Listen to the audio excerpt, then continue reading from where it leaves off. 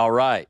Welcome, everyone. Todd and Angel are just about to give some of their comments on the class today. I'm ready for you. Good to see you guys. Good to see you.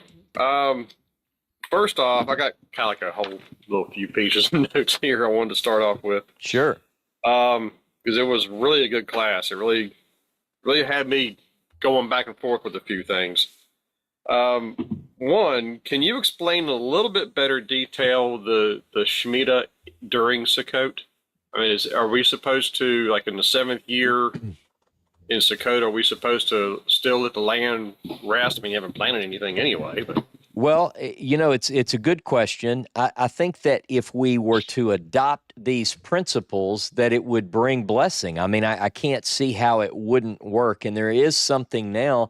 I've done a little bit of research, but mainly because my wife is into gardening, and one of the things that she talks about is how, if certain crop, a lot of people even today will move crops. They'll do their crops in this field, and then after a couple of years they use a different so that it doesn't deplete all the nutrients.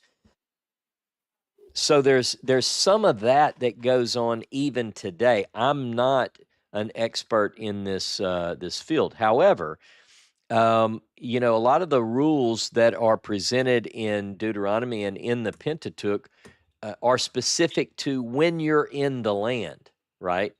right. But again, I don't know that, somebody that lives in the farmland of Illinois or Mississippi or North Carolina or whatever, they may say, well, I tried this biblical plan and it didn't work right. So I know it's not a real good answer, but so I'm just saying that I'm not sure. Now, the thing that is also important here is a lot of people are trying to track back. I know Damon brought this up a moment ago.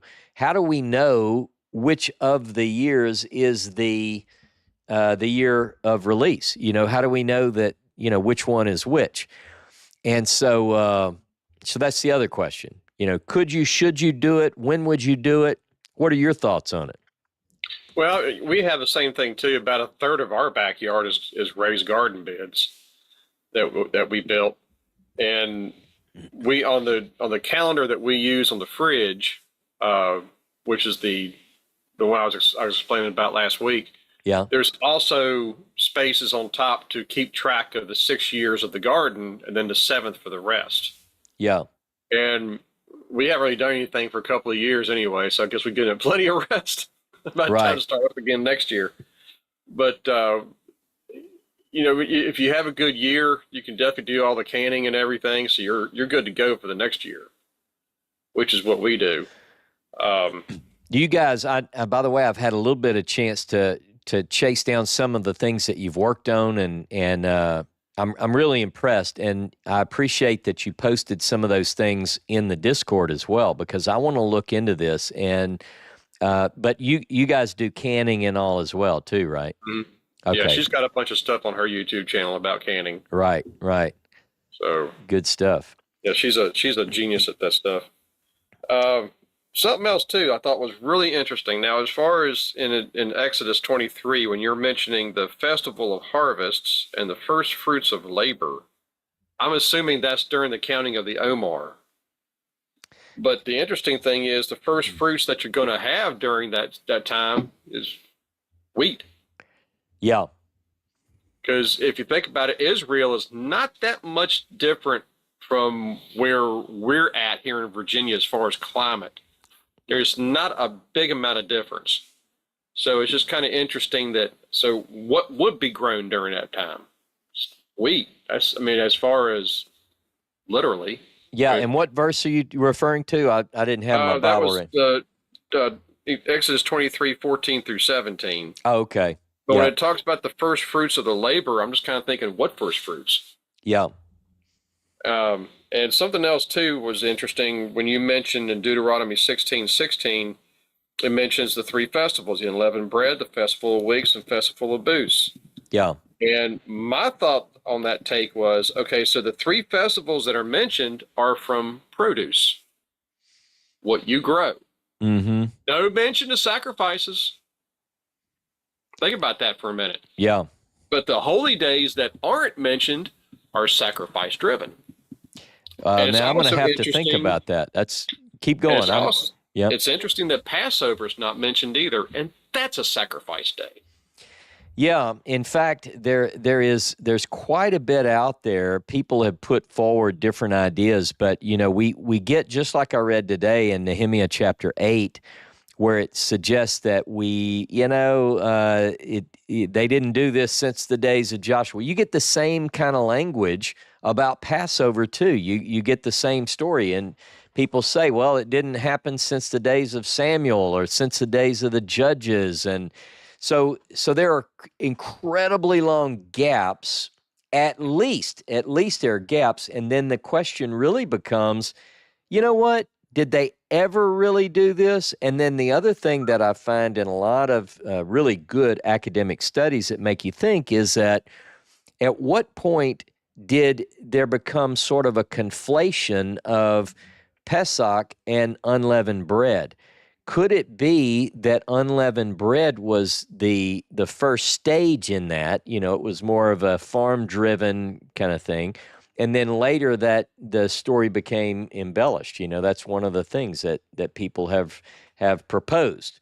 So I leave that to others to decide until we get to that point. But Well, it's interesting too that in Deuteronomy 16, when it mentions those three festivals, it doesn't end with forever throughout your generations. yeah, But the other ones, especially Passover, every year of Passover, you're supposed to read the story in Exodus, this, that, and the other, and all that kind of stuff. And I understand that. yeah. And it says, forever throughout your generations, you're to do this and this, that, and the other. Well, why is it not mentioned in Deuteronomy? Mm-hmm. That's the interesting point, because I noticed this whole entire conversation for several weeks has been pretty much Deuteronomy as the law. Yeah. And the other four books are, I don't know. Leviticus, I have a hard time anyway, especially the first 17 chapters. It's all about how the priests want their meat cooked. Right. Right. That's how I look at it. Yeah. It's a recipe for the priests. But as far as the rest of Leviticus, I'm okay with. But it's I just can't help thinking about how you can tie in sacrifices when they're never mentioned. Yeah. And it's just interesting that to me almost separates the festivals. As far as like I explained to you, I think either last week or week before last, something like that we're still trying to figure ourselves what festivals or what holy days are really supposed to be honored.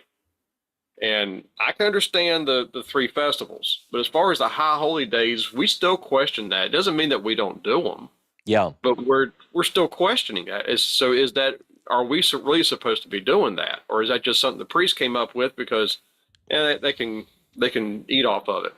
Well, it's a good question. I think a lot of us are now having some tough questions, and that's what's so good about this group is here you're allowed to ask those questions and provide your views on those very topics. I think for me it clearly shows, and this is not just something we've discovered in our time, but it clearly shows in the biblical text that there is a progression.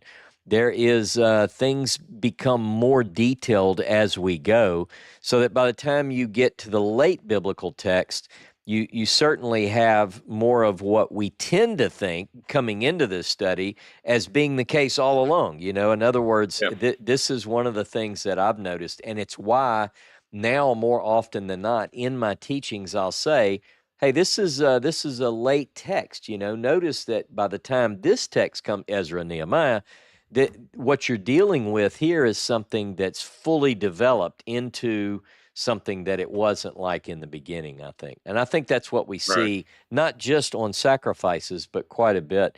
The monarchy, and I know you guys study the Clementine literature and so forth, but there are certain things which have evolved very clearly. Right.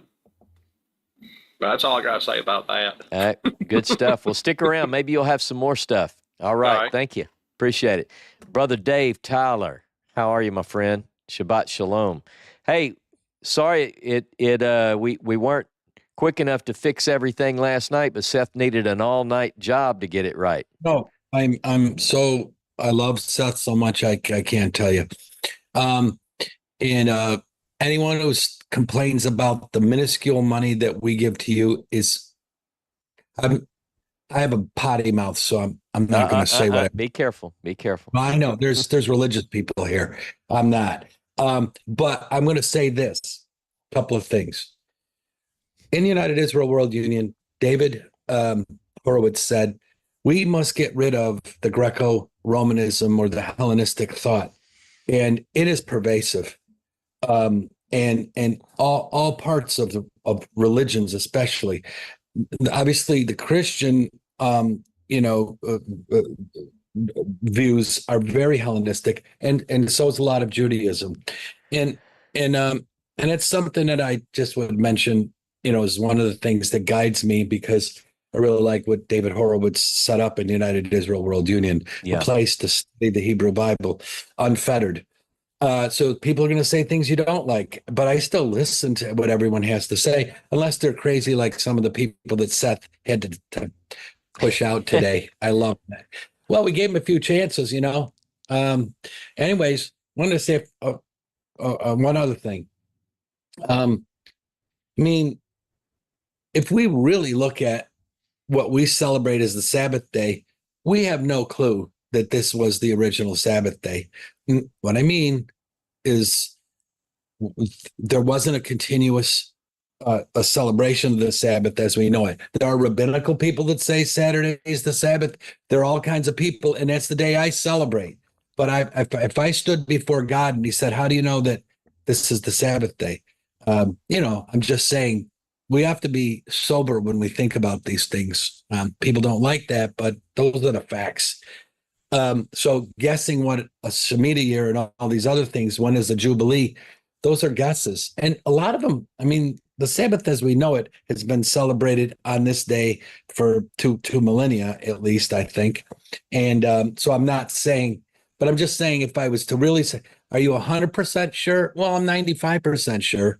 And so that's something that, I remain sober about. And so that's what I wanted to say. It was really a great class. One thing I did want to say, and one thing I wanted to say was on our Sabbath welcome, we're going to read the Moses Scroll next week. Good deal. And if people want to read, I have I think 3 people have talked that they want to read. So we're just reading the Moses Scroll, and it's on Simchat Torah, which is obviously a Jewish day, but I think it's a kind of a ideal day to read it. Oh, I think that's great. And then we'll have. So I pray that Seth has everything fixed so that we can get it out on YouTube. And some people in different time zones have asked, well, please record it so that we can watch it later.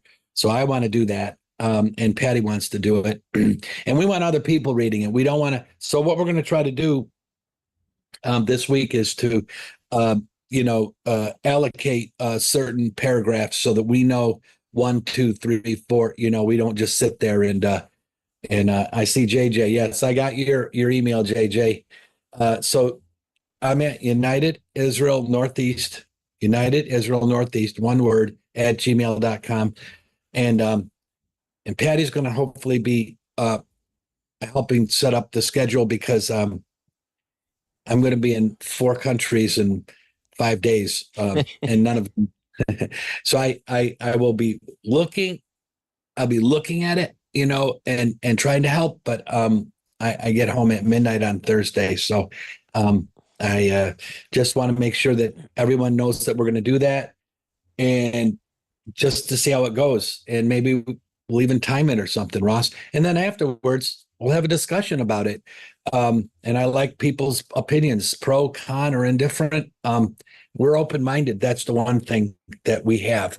So the issue is for us that we are one. So you have to be on Discord to read it because we're not going to open it up to some because it's just too sketchy.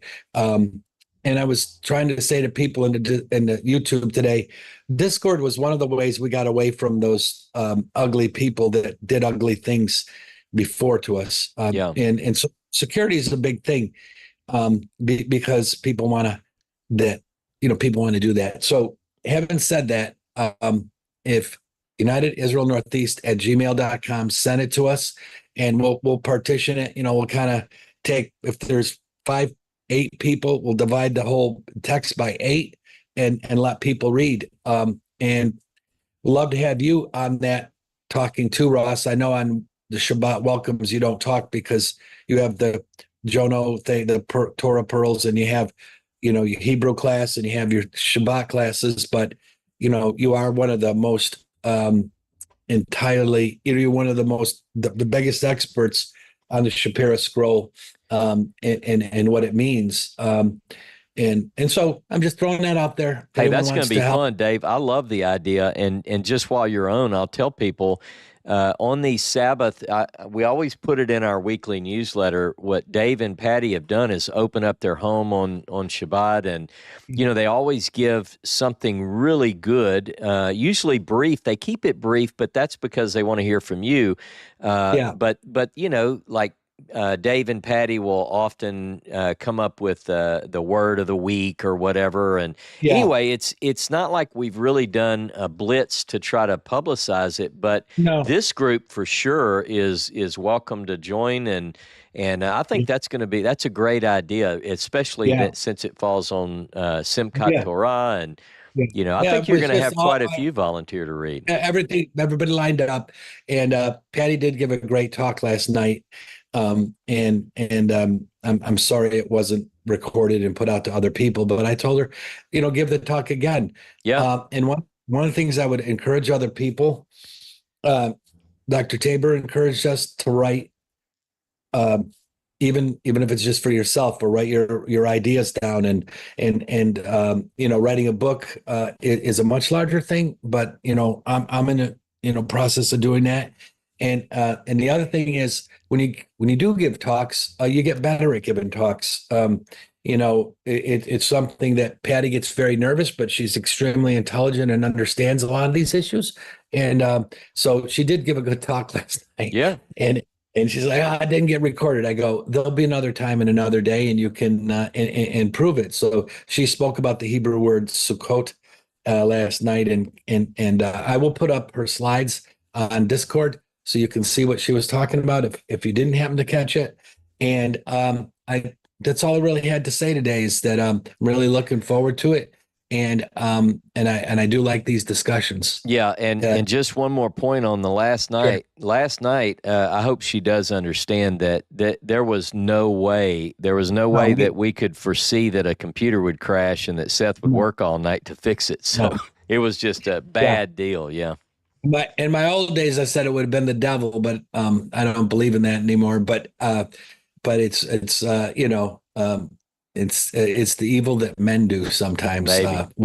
There's plenty of that. Anyways, I hope that my trip goes well, and I'm taking a bullet train or speed trains and airplanes and automobiles, unfortunately. So in different countries, and I for the first time got my international driver's license just in case. Oh, Usually good. I'd never had a problem, but Avis told me Italy, you might need an international driver's license, depending on where you go. And it's like, I don't want to be held up at the rental counter saying, we don't take that American Right. license. So, Gotcha. hey, Ross, you did great. Thank you. And Shabbat Shalom to everybody, and Hag Sameach. Hey, brother, thank you a lot. I appreciate you. And Clody, let me give you an unmute check there. All right. How are you? Shabbat Shalom, my friend.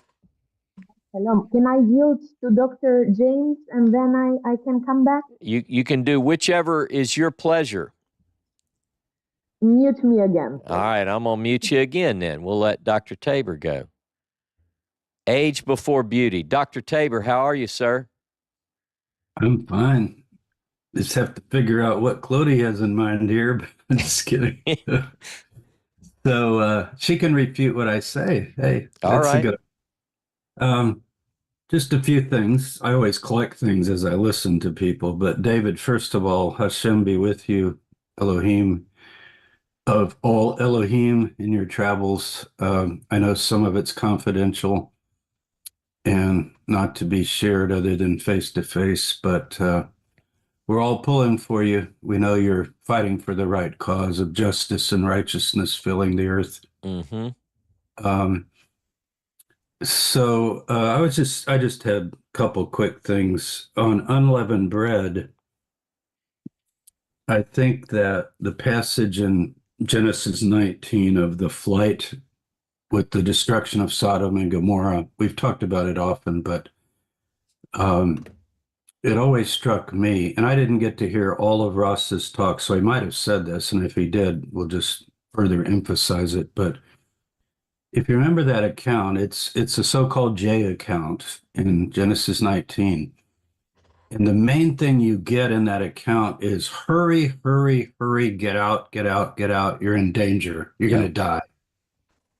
So you could call, but the surprising thing that people have noticed years ago, when these messengers come to Lot's house and tells them, you don't have time to do anything, you're leaving tomorrow.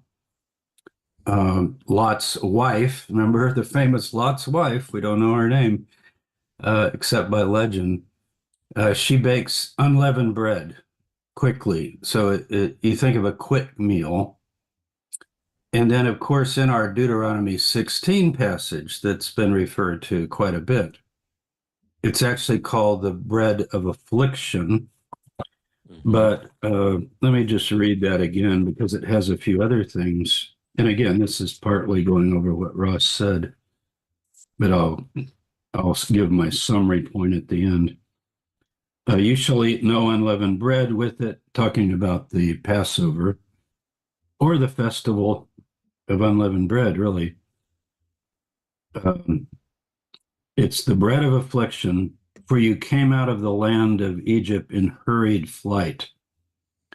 So one of the, we talk about individual observances and what we're going to do. And I know some people try to kill lambs and all kinds of things like that.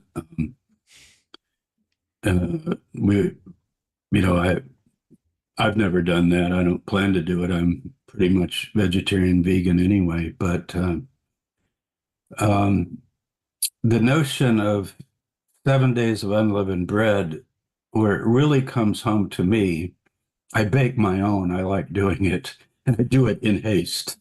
Yeah. And it's pretty flat. I just do salt, water, and flour, whole wheat flour. That's it.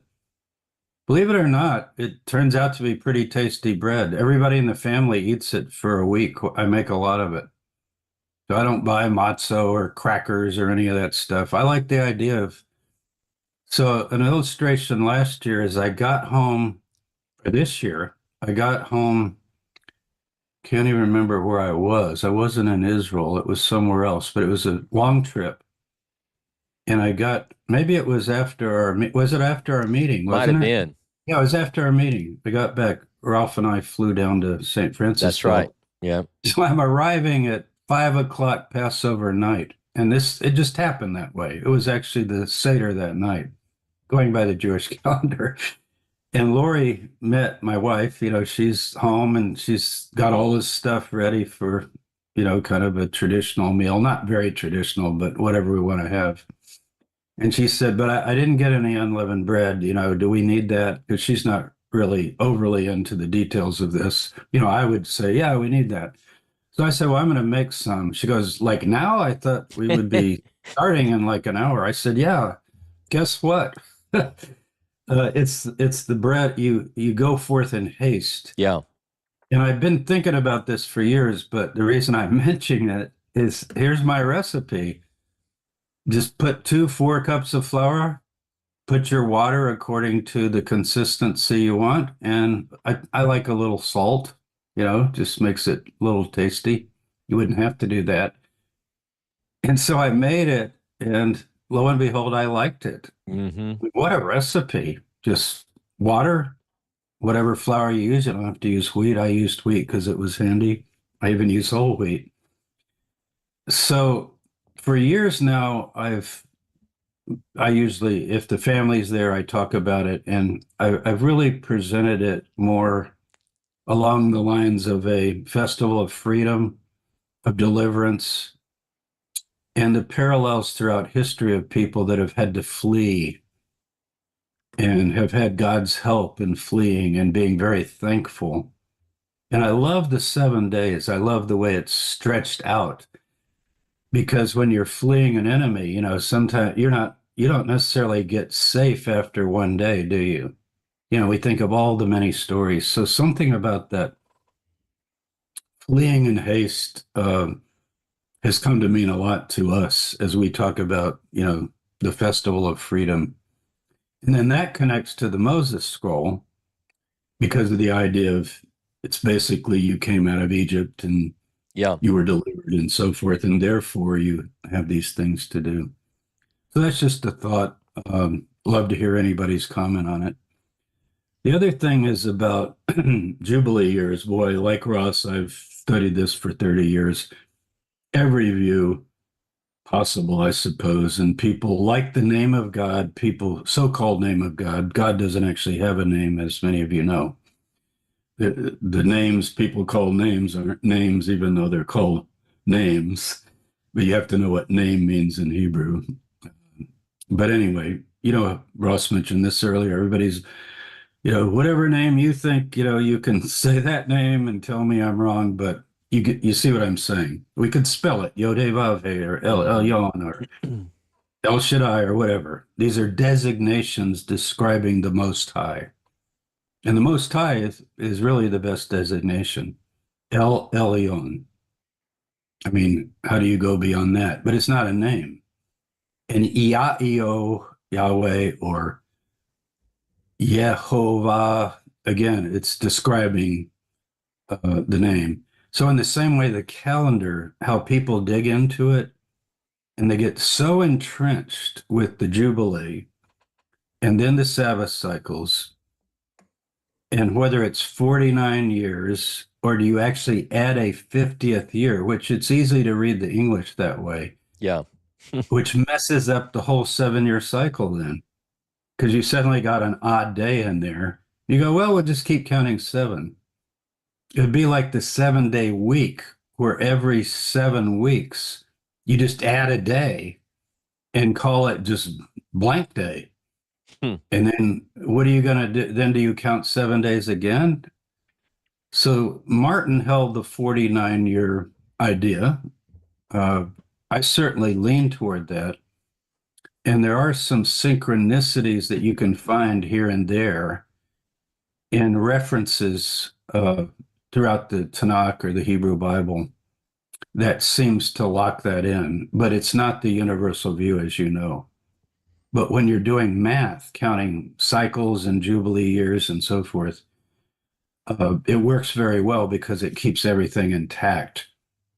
And I can show you several, I won't do it today, and I'm not the one, lots of discussion on this. Ross and I are using Chat GTP and other sources more and more. And that actually will do a good job if you just say, print out for me or write out for me, what are the two views of the Jubilee, 50 and 49, and what are the main arguments, and who are the people that say what? And you'll get it literally in 30 seconds, especially if you're using version 4.0. Yeah. So I do that all day. I know Ross does too. I'm just kind of putting things together. It is a wonderful tool in that regard. It's funny, James, while you're up, I just wanted to say when Damon started describing and he brought up Isaiah 37 and started talking about the years and the sevens, and I actually was thinking in my mind about Ernest Martin. When he mentioned Ernest Martin, he had no way, Damon had no way of knowing that, of course, you were very, very close with Ernest Martin. On a personal basis. Yeah, that's right. Yeah. Hundreds of hours with Ernest Martin. Yeah. Hundreds of hours. And that's how I was introduced to his work. So it's some interesting things. He always, whether you agree with him or not, he had a way of presenting things in a very interesting way. Yeah. And he was a Paul guy and I was a James guy. And he used to always joke and say, well, Paul got the mystery of the gospel, James, which you don't accept. So it's good that you're called James. And I said, well, Ernest, you should change your name to Paul. And he said, well, I'm Ernest for Paul. But if you've ever want to know a hyper-Paulinist, Martin was a hyper-Paulinist, and that's why he left the Worldwide Church of God. He came to the view that Paul received a special revelation, which Paul says he does, not just to accept Gentiles, but a gospel. Have any of you ever looked up how often the word gospel occurs in the entire New Testament? You'd think it'd be everywhere, right? Guess what? Other than the synoptic gospels, where it occurs a very few times, and I think they're influenced by Paul. Think about the Last Supper, right? And other things. It's primarily in the letters of Paul. And I mean overwhelming. Like, I think there are 93 references and 89 are in Paul. So Martin would say, yeah, James, and that's the gospel. Because Jesus is in heaven and he gave it to Paul. And the other disciples didn't get that gospel. So he tried to get along with them, but he knew he was right. So I just add that as an interesting thing. You might want to study that. People use gospel all the time, right? As an adjective, like that's the gospel, it's gospel truth, preach the gospel. It's primarily Paul. You will find it a bit in First Peter, but Gospel of John, it's called Gospel of John, doesn't have the word gospel in it. Any of the other letters that you want to name? No word gospel. And then Paul defines his gospel for you. And he says he received it from the Lord and gives this message. So when I talk about earnest, I always have to remember that. And of course, we would never agree, right? He said, hey, you're James, I'm Paul. You'll find out later I'm right. And so far, I haven't found that out. I'm sticking with the book of James. I love the book of James. I was working on it this morning in Hebrew. If you want a Hebrew translation of it, Delitzsch is really good. That's the one that you can even get online. This comes in with the Moses scroll as well. Oh, Delitzsch, yeah. With Delitzsch. But Delitzsch was a Jew. He was a convert. He knew Ginsburg and all the other. And in 1877, he put out his New Testament. But he knew Mishnaic and Tanakh Hebrew very well. So instead of doing one of these modern Hebrew translations, he actually did it the way it probably would have read in the first century. Any of you who've studied Hebrew, I'm going to do some videos on this, and I'm printing out the Hebrew and where you don't have to necessarily look for it. A lot of people won't use it, but if you can read basic Hebrew and you read the book of James, you'll find it thrilling to read. It literally just rolls out in Hebrew style. And there are two references to Jesus. One's in the opening and one's in chapter 2, verse 1. And most of us are convinced those are interpolations, because if you take them out, it reads perfectly well. So all of that just flowed out of my head because you mentioned Ernest Martin. Yep. And he was the James guy. And he would agree with it. He'd say, yeah, James didn't know the gospel because Jesus didn't teach the gospel until he got to heaven. Then he taught it. And the whole world rests upon that assumption. The entire Christian civilization rests on that assumption. So it's kind of, people have to sort of make a decision. I will say this, that when I read James, it feels to me like what we call Sermon on the Mount materials. I cover this in the Jesus Dynasty. I have a chart with the parallels. You know how you get an ear for something? When you hear it, like Second Isaiah sounds different than First Isaiah. Jeremiah sounds different from Ezekiel. There's just, after a while, your ear picks up on it. And the book of James sounds so close to two other documents. One is the so-called Q source, or the two sources, the Sermon on the Mount, we call it. And the other is the Didache. The Didache is an early Christian document. And it has a Lord's Supper as well, but nothing about body, blood, sacrifice, or anything of that nature. So we actually have two streams coming out of Second Temple Judaism, plus the Pharisees, which became the dominant stream. So that's interesting. Anyway, enough. Good stuff. Nope. Went Good all stuff. over the place there, but That's all right. That's all right. Everybody likes to hear you talk. One thing now, you have to, are we still public or are we private yet? we're still public just for a little bit because Hey, when we go private, I wanted to say something about finances okay. From my standpoint. So, All right. Very good. okay. Well, hopefully you can hang around. We'll be coming back to you in a few minutes.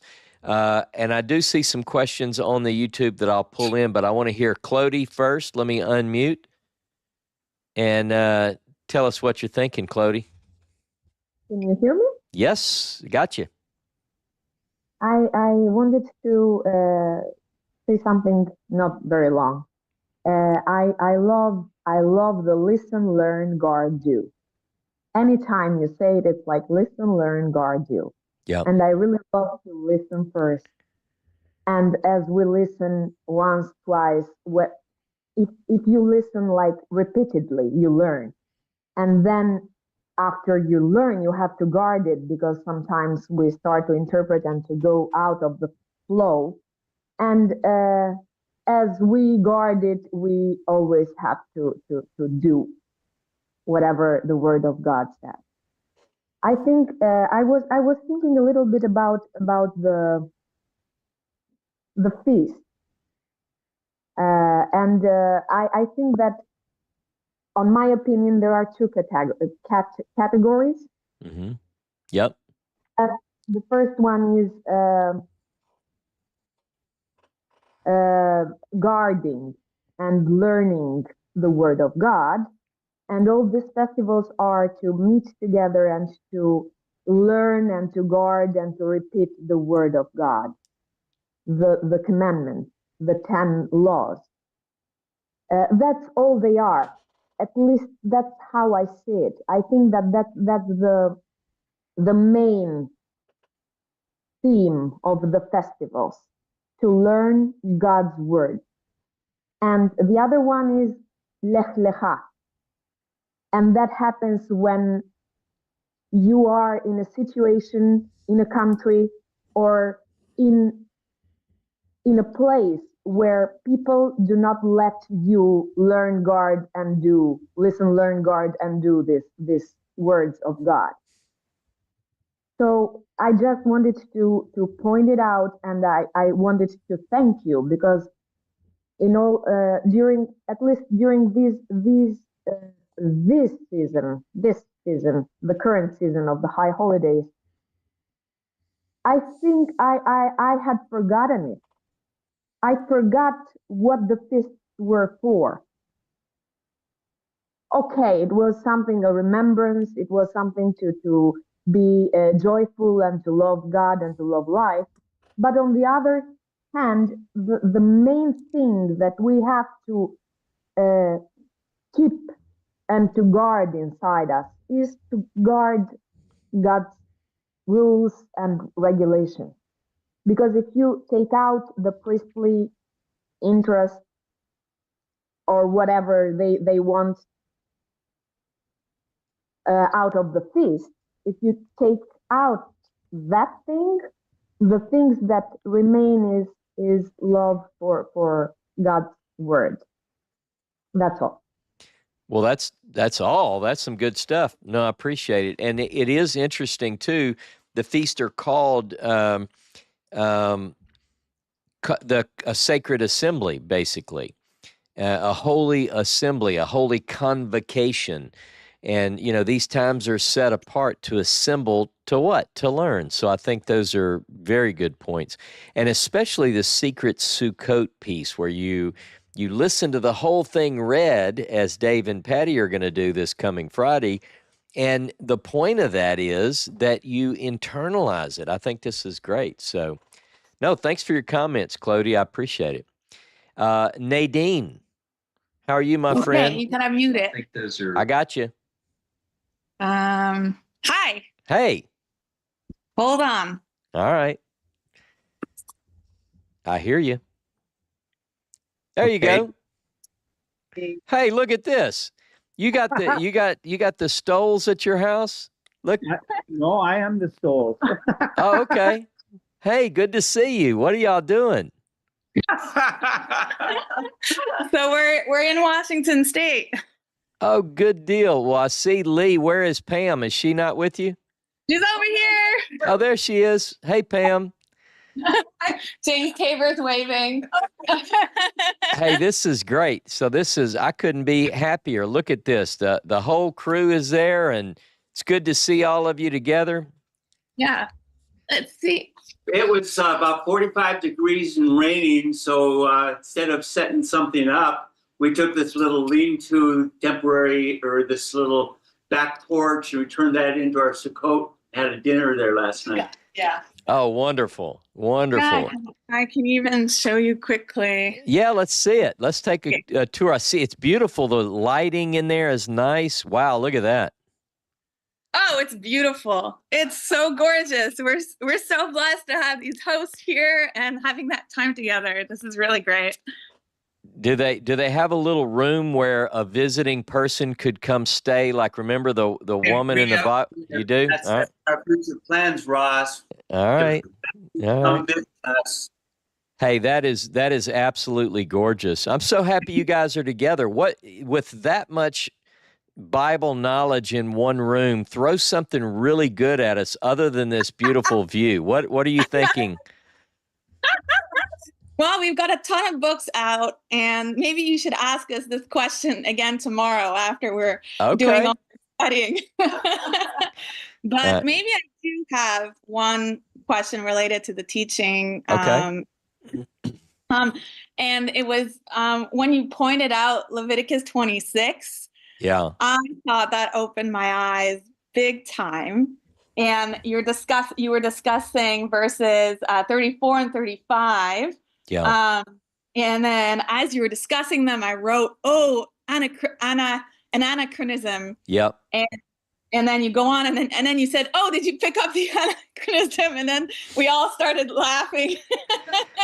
Yeah, it really, to be just really honest with you, I had not noticed that. I had not noticed that until this very week. Honestly, I never saw it. I went and checked all of my footnotes and all my academic works. No one brought this up, but just in case some of you might not know what she's referring to, it says Leviticus 26, verse 34 and 35. Let's look at 35. As long as it lieth desolate, it shall have rest, even the rest which it had not in your Sabbaths when ye dwelt upon it. Clearly, this is written after the exile, not any other time. It has to be. So I look at the Hebrew, and it clearly is written after. What really alerted me to that first I read it closely, and I said, well, that's probably just the English. And I looked at the Hebrew, and I said, oh no, it's there. And and you check all the different translations, and they all reflect it as referring to something in the past. Now, the Hebrew doesn't really have, and I won't go too deep on this, but you could go, well, I mean, the Hebrew doesn't really have past and present and future tenses. We would call perfect and imperfect, and people could get into that kind of argument. But this is presented as completed action. Now, what is striking about that is that people often say, well, the Bible's got the blessings and the curses at the end of Leviticus and at the end of Deuteronomy. But what people need to know is that nowhere in this Leviticus passage does it say blessing or curse. It's not the blessing or the curses. It is a later priestly source, which is oftentimes reflecting on what is in front of the eyes of the author. Like you look out and you're like, oh my goodness, we should have let the land rest, and now that it didn't and the people are gone. And then it really hit me when I read that passage in 2 Chronicles 36, and it says the word of the Lord to Jehovah saying, this very thing. So I thought, well, that's strange, because I think Jeremiah and Baruch had a hand, or people in their school had a hand in the final composition of the text of the Hebrew Pentateuch. So, no, it hit me too. And doesn't that also make the timing quite specific? Because it would have had to be during the time of Josiah. Yes. And Jeremiah. Yep. Yeah, and even maybe this is something I hadn't quite wrapped my head around, Nadine, but I'm looking at it. It's even more tight on the time. So the children of Israel are taken away captive. There are several waves, particularly I'm talking about Judah.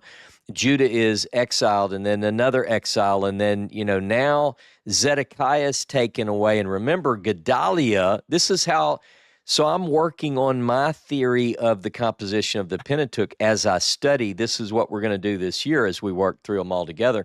But what I said was, wait a minute, to myself, I said, Gedaliah gives Jeremiah a choice. Do you want to go to Babylon or do you want to stay here? I'm sorry, Babylonian king gives him a choice, and he says, I'm going to stay, and he stays with Gedaliah. So it's now, I see the exile has happened when this is written, but he's still in the land, see? Yeah. So he's looking around, and you get this beautiful picture. I was weeping when I taught the class on Jeremiah as I prepared my notes. And I read through Jeremiah 31 because Jeremiah 31, Jeremiah is at a station and he's witnessing families being taken off. And he has this vision of Rachel weeping for her children, for they are not. Now, notice it says that he sees the vision in Ramah.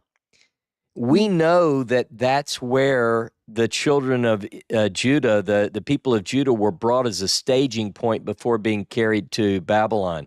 So he's literally watching around him as families are being led off into captivity.